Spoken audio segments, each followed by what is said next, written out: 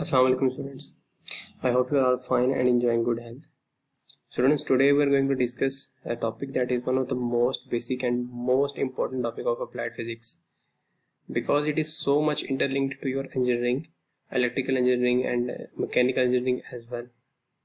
This topic is most important because, as we can see in our homes, from power generation systems to power transmission, power distributions, and then power utilization, all of the machines that we are using, the motors, fans, generators and transformers and UPS in our homes, all of these machines are based on this phenomena of electromagnetic induction. The topic is, yes, this is electromagnetic induction topic. Students, this electromagnetic induction, before starting this, I want you to completely understand your previous lab that was related to magnets and magnetic field and magnetic field through a solenoid.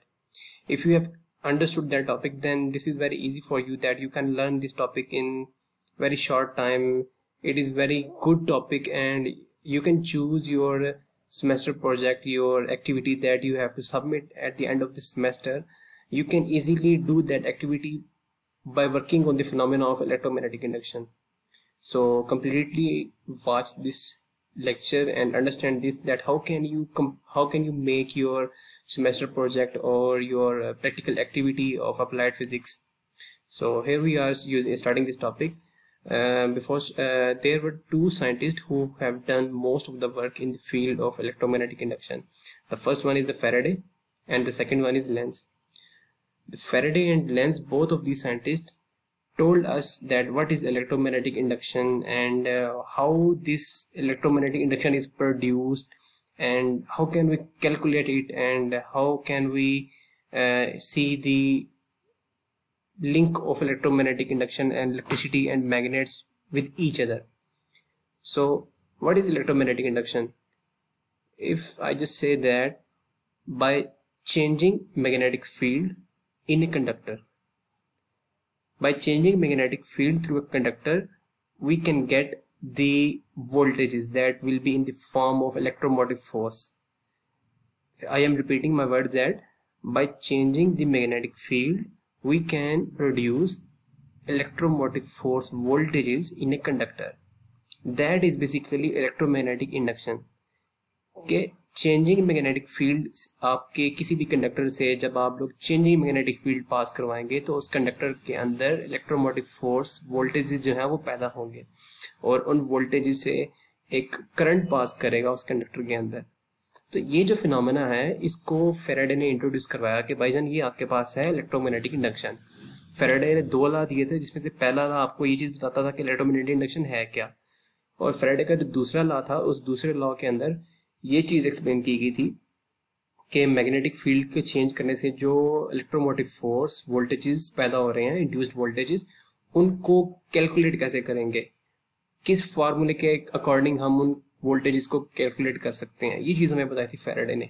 अब what was the contribution of Lenz's in the field of electromagnetic induction? Length ने क्या किया था, इसने Faraday का जो second law था, जिसके अंदर फेराडे ने हमें बताया था कि जनाब इस फार्मूले के अकॉर्डिंग हम जो है ना उसको वोल्टेजेस को मेयर कर लेंगे, उनसे करंट निकालेंगे. लेंज ने हमें ये बताया था कि वो जो करंट आप लोग ईएमएफ वोल्टेजेस से जो करंट पैदा होगा, वो करंट जब कंडक्टर में से पास करेगा तो डेफिनेटली उस करंट के पास करने से अगेन मैग्नेटिक फील्ड पैदा होगी. आप लोगों ने दोबारा इस चीज को अंडरस्टैंड करना है. एक मैग्नेटिक फील्ड आपके पास पहले वाली थी, उस मैग्नेटिक फील्ड को आप लोग चेंज कर रहे थे कंडक्टर के अंदर से, तो कंडक्टर के अंदर ईएमएफ वोल्टेजेस पैदा हुए, उन ईएमएफ वोल्टेजेस ने आगे करंट पैदा किया.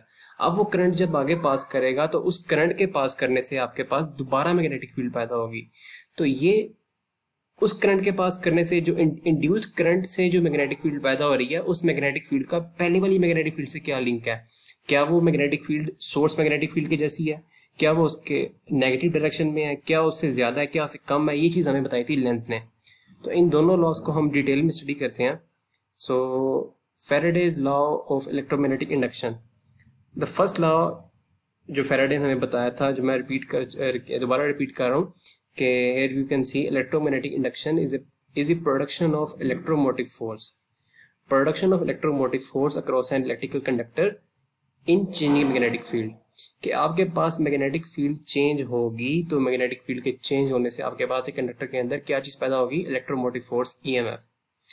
तो Faraday first law is the basic law of electromagnetic induction, which explains that the change in magnetic field of a coil of a wire causes an EMF to be induced in the coil. Coil का जिक्र यहाँ पे क्यों कर रहे हैं, मैंने जैसे कि आपको पहले बताया कि आप लोगों ने जो आपकी छठी लैब थी, सातवीं लैब, जिसमें आप लोगों ने मैग्नेटिक फील्ड ऑफ सोलेनॉइड देखा था। सोलेनॉइड को ही बेसिकली कॉयल बोलते हैं। जब आप एक वायर को एक सिलेंडर के ऊपर लपेट देते हो, जैसे आपके पास इस पिक्चर में आप लोग देख रहे हो, आप लोगों ने एक वायर को ग्रीन कलर के सिलेंडर के ऊपर रैप किया हुआ है, नंबर ऑफ टन्स कुछ खास दी हुई है, और आपने उस वायर को एक सोलेनॉइड बना दिया, एक कॉयल बना दिया आपने। तो हम कॉयल का जिक्र क्यों कर रहे हैं मैग्नेटिक इंडक्शन के फिनोमेना के अंदर, क्योंकि आप लोगों ने ये चीज अपने टास्क करके भी ये चीज सीखी थी कि एक सोलेनॉइड के अंदर मैग्नेटिक फील्ड जो है वो मैक्सिमम होता है instead of the magnetic field around a straight wire, कि एक वायर के बाद जो मैग्नेटिक फील्ड है वो कम होता है, इवन कि जब आप उस वायर को लपेट कर एक सोलेनॉइड बना देते हो तो उस सोलेनॉइड के अंदर जो मैग्नेटिक फील्ड है वो ज्यादा होता है। तो because of this strong magnetic field, because of this maximum magnetic field, we discuss here this coil thing, this solenoid. हम सोलेनॉइड की बात करते हैं जब भी हम मैग्नेटिक इंडक्शन का फिनोमेना स्टडी करेंगे, इसके हम हमेशा कॉयल का जिक्र कर रहे होंगे, कभी भी सिंपल वायर की बात नहीं करेंगे। हम जो मैग्नेटिक फील्ड पास करवाएंगे, जो मैग्नेटिक फील्ड चेंज करवाएंगे, वो हमेशा कॉयल में से चेंज करवाएंगे। So here we can see that Faraday first law is explained that any change in magnetic field of a coil of a wire, कि एक वायर से आप लोगों ने जो कॉयल बनाई है, उस कॉयल के अंदर जरा सा भी चेंज जो होगा मैग्नेटिक फील्ड के अंदर, उस मैग्नेटिक फील्ड के चेंज होने से आपके पास जनाब कॉयल के अंदर एक ईएमएफ इंड्यूस्ड होगा। अब if conductor circuit is closed, the current will also circulate through the circuit and this current is called induced current। कि जनाब अब आपके पास वो जो आप लोगों ने कॉयल बनाई हुई थी, अगर वो कॉयल आप लोगों ने like here you can see in this picture कि if your coil is completed in the form of a circuit, in the form of a closed circuit, अगर आपकी कॉयल जो है, आपकी जो सोलेनॉइड है, वो एक क्लोज सर्किट की फॉर्म में इनक्लोज्ड है, तो उसमें से जो ईएमएफ इंड्यूस्ड होगा, बिकॉज ऑफ दैट ईएमएफ उसके अंदर एक इंड्यूस्ड करंट फ्लो करेगा। वही जो बात कि अब वो जो करंट इंड्यूस्ड करंट फ्लो कर रहा है हमारी कॉयल में से, वो करंट किस तरफ से कैसे फ्लो करेगा, किस तरफ फ्लो करेगा, ये चीजें हमें लेंस ने बताई थी। फैराडे ने हमें बताया था कि जनाब आप लोग जब मैग्नेटिक फील्ड को चेंज करोगे तो आपके पास मैग्नेटिक फील्ड के चेंज करने से ईएमएफ आएगा, उस ईएमएफ के आने से आपके पास इंड्यूस्ड करंट आएगा। अब how can we change magnetic field, हमारे पास मैग्नेटिक फील्ड को चेंज करने के डिफरेंट मेथड्स हैं। बाय मूविंग मैग्नेट टुवर्ड्स और अवे फ्रॉम द कॉइल। पहला मेथड आपके पास क्या है कि आप लोग अपने मैग्नेट को कॉइल की तरफ या कॉइल से दूर आप लोग मैग्नेट को मूव करो। मैग्नेट को मूव करने से जो एक मैग्नेट के बाहर मैग्नेटिक लाइंस ऑफ फोर्स बन रही होती हैं, तो जब आप लोग उसको कॉइल के करीब लेके जाओगे, कॉइल से दूर लेके जाओगे, तो उन मैग्नेट की मोशन से मैग्नेट की जो लाइंस ऑफ फोर्स है वो डिस्टर्ब होगी, आपके पास मैग्नेटिक फील्ड जो है वो चेंज होगा। फर्स्ट आपके पास मेथड ये था। What is the second method of changing magnetic field? Second method is moving the coil into और out of the magnetic field. कि अब आपके पास जो मैग्नेट है और जो मैग्नेटिक फील्ड है वो फिक्स है। अब आप लोग कॉइल को मैग्नेट की तरफ, your coil is moving towards the magnet और away from the magnet. In the first case your magnet was moving toward coil and away from the coil. In the second case your magnet is fixed and your coil is moving towards magnet और away from the magnet. What is the third method of changing magnetic field? Third method is changing the area of a coil placed in the magnetic field. Now third method, what is this method? That you can change the area of the coil. That you let's suppose you have created a solenoid by making 5 centimeter diameter. You have created loops of a wire for making a solenoid, and you have given the 5 centimeter length. इतना आपने area दिया हुआ है आप लोगों ने solenoid बनाने के लिए। अब अगर if you increase this area by changing this area, increasing this area और decreasing this area, you can also change your magnetic field.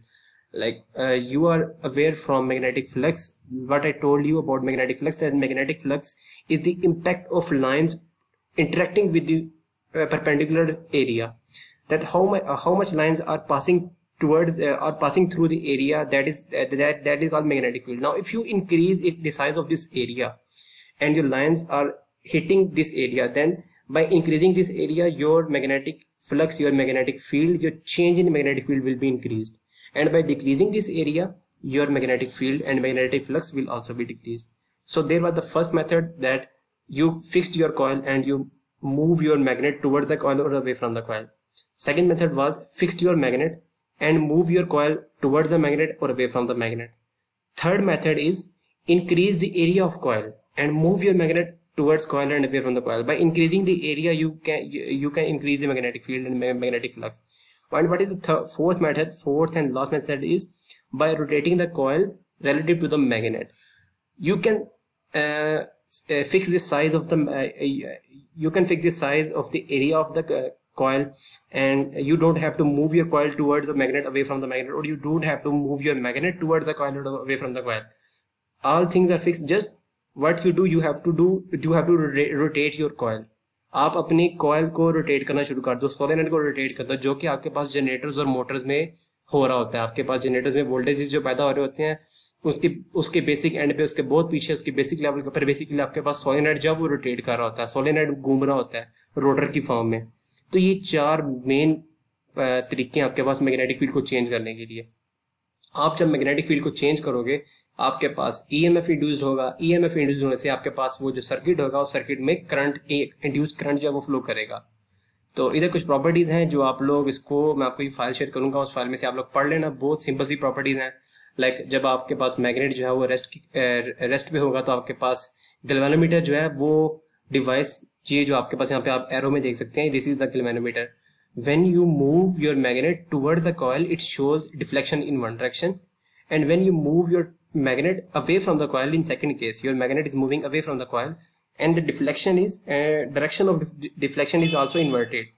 So these things are explained in this table, that if your magnet is at rest, there will be no deflection, and if your magnet moves toward the coil, there will be deflection in one direction, and if your magnet moves away, that deflection direction will be opposite. And these basic things are explained here, you can easily understand. Now what is the second law of Faraday? Second law, इसके अंदर हमें इसने Faraday ने बताया था कि जनाब आपके पास जो इंड्यूस्ड ईएमएफ आएगा, उसको आप लोग कैलकुलेट कैसे करोगे. बहुत आसान तरीका है इसको कैलकुलेट करने का है. In this picture you can see that there is a T1 time 1 and T2 is time 2.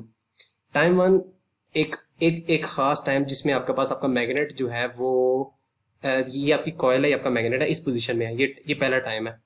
इस टाइम में आपके पास आपकी जो n है इस फॉर्मूले में वो नंबर ऑफ टर्न्स है, और φ1 जो है आपके पास वो फ्लक्स है. आपके पास इस पोजीशन में T1 में कितना फ्लक्स जो है, कितनी नंबर ऑफ टर्न्स में से पास कर रहा है. This is the value of T1 and this is the value of T2 hair.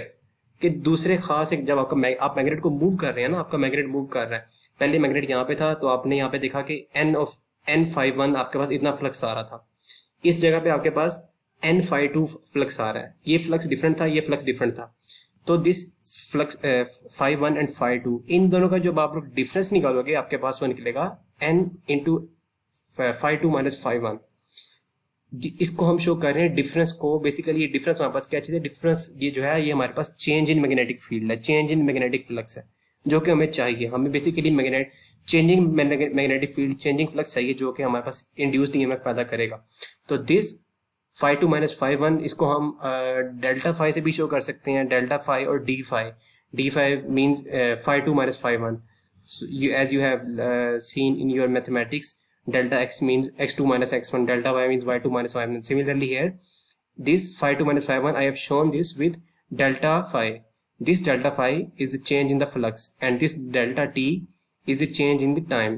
So by changing flux through changing time in n number of terms, आपके पास, मैं रिपीट कर रहा हूँ दोबारा, कि ये जो फ्लक्स है, ये फ्लक्स चेंज हो रहा है एक खास टाइम में इतनी नंबर ऑफ टर्न्स में से. एक कॉइल में से फ्लक्स चेंज हो रहा है, तो आपके पास E, ये आपके पास फार्मूला जो आपको ईएमएफ जो है वो पैदा ईएमएफ दे रहा है आपके पास. इसका फार्मूला आपके पास ये है. According to Faraday law, the electromagnetic induction rate of change is linkage equal to the induced EMF. Yes, आपके पास फार्मूला तो ये था कि जनाब ये ईएमएफ जो है वो एन और चेंज इन फ्लक्स है. तो व्हाई वी आर सेइंग कि फैराडे के अंदर जनाब यहाँ पे ये माइनस आता है. ये माइनस क्या चीज है? ये माइनस बेसिकली, ये माइनस आपके पास जो है, this negative sign is because of the Lenz law. तो हम इसको अपनी नेक्स्ट वीडियो में स्टडी करते हैं कि बेसिकली लेंजेज लॉ क्या था। ये फार्मूला अगर आप इसको देख चुके हैं, दिस इज योर फार्मूला